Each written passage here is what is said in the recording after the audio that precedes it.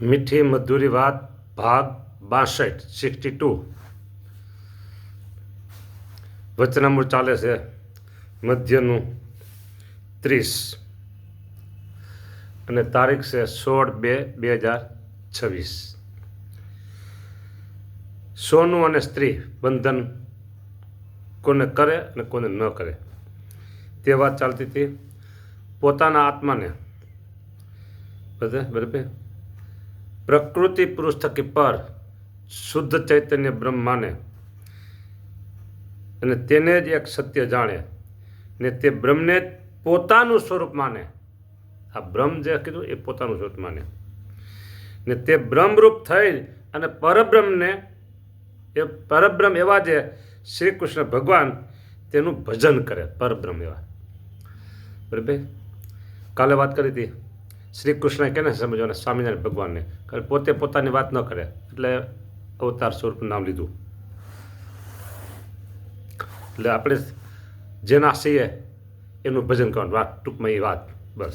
તેનું ભજન, તેનું ધ્યાન, તેની ઉપાસના, તેની આજ્ઞા. સ્વામિનારાયણ ભગવાન આપણે છીએ તો આપણા માટે એ સર્વસ્વ. ઘણી જગ્યાએ જુદા જુદા સૂત્રો લખેલા આવતા હોય છે, અમારું આ સર્વસ્વ. પણ ભક્તો, તમને એક વાત જરૂર કહું, અને આ વાત ઓલ ઓવર સંપ્રદાયને લાગુ પડે એવી. કોઈને આમાં વાંધો નહીં. ભાઈઓ હોય કે ભાઈઓ, પુરુષો હોય કે મહિલા હોય, સાધુ હોય કે ગ્રસ્ત હોય, કોઈ પણ એના માટે એક વાત કરું. હા, સ્વામિનારાયણ ભગવાનની મૂર્તિ, બોલો, સ્વામિનારાયણ ભગવાનની મૂર્તિ એ જ આપણું સર્વસ્વ છે. આમાં કોને વાંધો કયો? કોઈને વાંધો ન આવે આમાં. આનું કોઈ ઓબ્જેક્શન ન લે, વિરોધ કોઈ ન લે. હા, સ્વામિનારાયણ ભગવાનની મૂર્તિ એ જ આપણું સર્વસ્વ છે બસ. એટલે અહીંયા જે કીધું કે પરબ્રહ્મ એવા જે શ્રી કૃષ્ણ ભગવાન તેનું ભજન કરે અને બ્રહ્મ થકી ઓરું છે પ્રકૃતિ, અને પ્રકૃતિનું કાર્ય માત્ર તેને અસત્ય જાણે બસ. સ્વામિનારાયણ ભગવાનની મૂર્તિ આપણું સર્વસ્વ થઈ ગયું, પછી એ સિવાયનું તમામ અસત્ય છે બસ. જો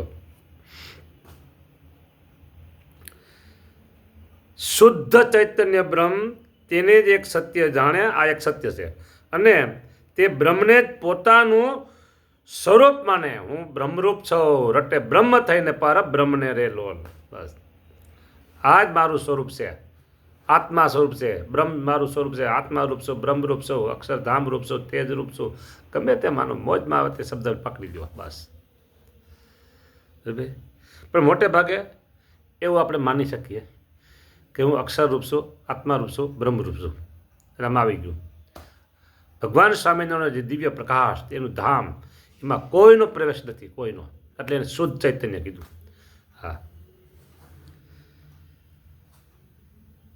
અને તે બ્રહ્મ થકી ઓરું એટલે નીચેનું બધું પ્રકૃતિ ને પ્રકૃતિનું કાર્ય માત્ર તેને અસત્ય જાણે. એટલે ટૂંકમાં આ આખું જગત એ અસત્ય છે બસ. આખું જગત, મૂર્તિ છે, બધું અસત્ય છે, સમજી લેવાનું. આ મોબાઈલ છે ને એ સારામાં સારો હોય. આપણે તો 12-13-15 હજારનો હોય છે જે હોય તે, પણ તે લાખના મોબાઈલ વધારે. એક ભાઈ કહેતા હતા કે 1.80નો કંઈક મોબાઈલ, 1,80,000નો. મેં કીધું મારો મોબાઈલ આવો જ છે, કાંઈ ફેર નથી એમાં. શું તમારે છે? કીધું વધારે આવતો હોય છે, બીજું હોય છે શું? મારે 15,000નો 14,000નો કંઈક છે, તમારે 1.80નો છે, એમાં કંઈ ફરક ન પડે. વાત બેમાં થાય. હલો, ક્યાં છો? દિલ્હી, કલકત્તા, બોમ્બે, તોય વાત થાય. અને બાજુના ગામડા પારડી, ગુંદાસરા, તોય વાત થાય. એટલે ટૂંકમાં બધું જ નાશવંત છે. આપણે એ કેવું છે, એમાં કંઈ મોહ પામવો નહીં. મળે તો હરખાઈ જવું નહીં, ન મળે ને અથવા મેળવું તો નાશ પામી ગયો, ભગવાનની સા. બસ મસ્તીમાં રહેવાનું, મોજમાં રહેવાનું. કોણ મેળા આપણને એનો પાવર, એનો કેપ બસ. એટલે પ્રકૃતિનું કાર્ય, પ્રકૃતિ થકી ઓરું, બ્રહ્મ થકી ઓરું એટલે નીચેનું બધું ઓરું જે પ્રકૃતિ અને પ્રકૃતિનું કાર્ય માત્ર તેને અસત્ય જાણે ને નાશવંત જાણે. બોલો, નાશવંત જાણે પછી કાંઈ વાંધો ન આવે. આ સ્પીકર માઇક બરાબર, માનો શું કિંમત મને ખબર નથી, તમને જે હોય તે, પણ માની લો આની 1,00,000 રૂપિયા કિંમત છે. પેલો ક્યાં વહી ગયો? 1,00,000 રૂપિયા કિંમત છે. આ નાશવંત કીધું આગળ તૂટી ગયો તો ફેલ થઈ જતો, લાખ વધતો હોય. 1,00,000 રૂપિયા કિંમત છે, અથવા તો 1,000 અથવા તો 500 જે હોય તે. પણ વહેલા મોડું આ નાશ પામવાનું છે. આ ચશ્મા 200ના હોય, 500ના હોય, 1,000ના હોય કે 5,000ના હોય, એક દિવસ ધૂળ ભેગા ધૂળ નાશવંત છે. હવે તમે આ 2 મેં તમને કીધા, હવે બાકી જે તમારે ગણું ગણ બધું નાશવંત છે. આપણા ઉપયોગમાં આવતું હોય અને જે આપણે ઉપયોગ કરવાનો હોય એ ઉપયોગ કરી લેવાનો મોજથી, બસ. બાકી નાશવંત છે. આ શરીર છે ને આપણું, એ નાશવંત સમજી રાખજો. બીજું હું બાકી બધું કયો?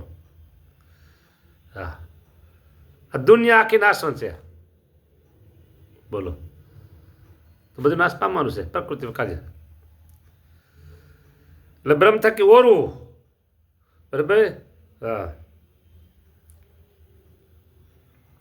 એવા જે શ્રી કૃષ્ણ માને ને બ્રહ્મરૂપ થઈને પરબ્રહ્મ એવા જે શ્રી કૃષ્ણ ભગવાન તેનું ભજન કરે અને બ્રહ્મ થકી ઓરું જે પ્રકૃતિ અને પ્રકૃતિનું કાર્ય માત્ર, પ્રકૃતિ અને પ્રકૃતિનું કાર્ય માત્ર તેને અસત્ય જાણે ને નાશવંત જાણે ને તુચ્છ સમજે. ઓહો, ગમે તેવું હોય જવા દો ને, તુચ્છ સમજે.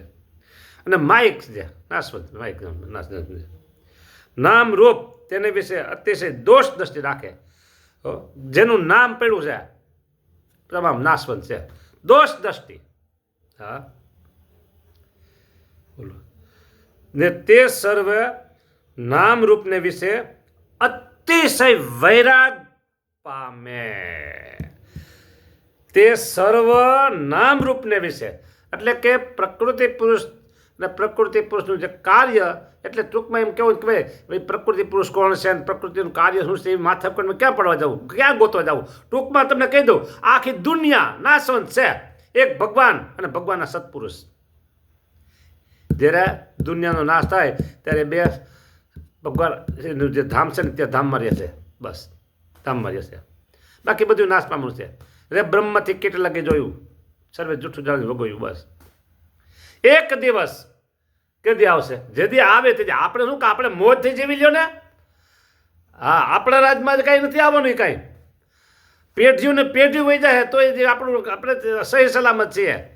આપણે આવડતા હોય ત્યાં આપણે કામ કરી લ્યો, મોજ કરી લ્યો. બાકી નાશવંત છે એ સમજી રાખવાનું. બધું નાશવંત છે, સમજી જ રાખવાનું. હા, નામ અતિશય વૈરાગ પામે તેને સોનું અને સ્ત્રી બંધન ન કરે. આને બંધન ન કરે, આ સમજે ને. આ બધું નાશવંત છે ને, એક દાય કાલ મરવાનું છે, નાશ પામવાનું છે, એને સોનું અને સ્ત્રી બંધન કરતા નથી. હવે વાત આવે છે, હવે એક જોરદાર વાત આવે છે ને, બીજાને તો જરૂર બંધન કરે. બોલો, બીજાને તો જરૂર બંધન કરે.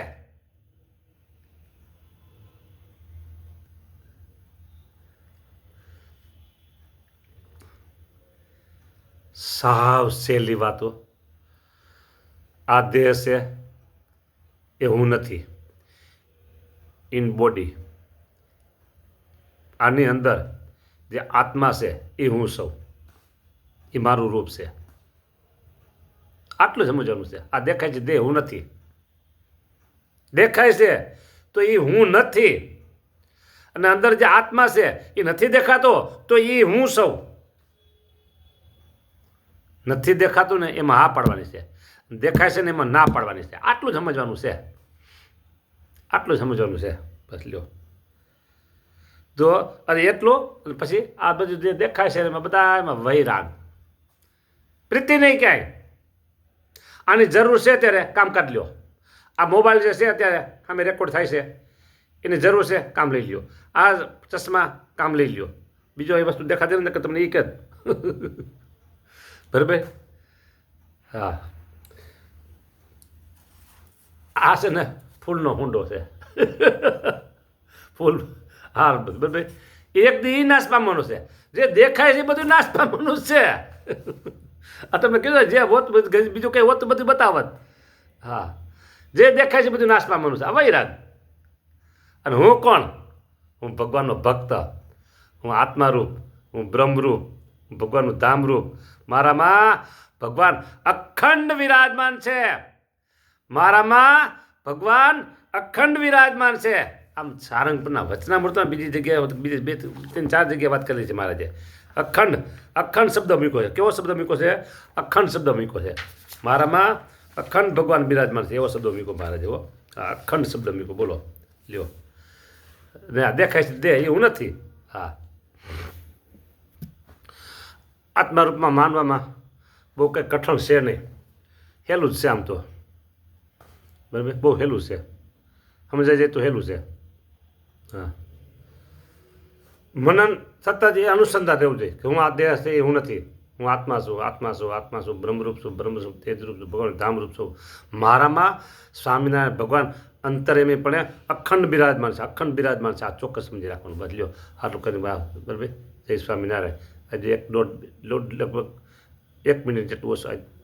જય સ્વામિનારાયણ.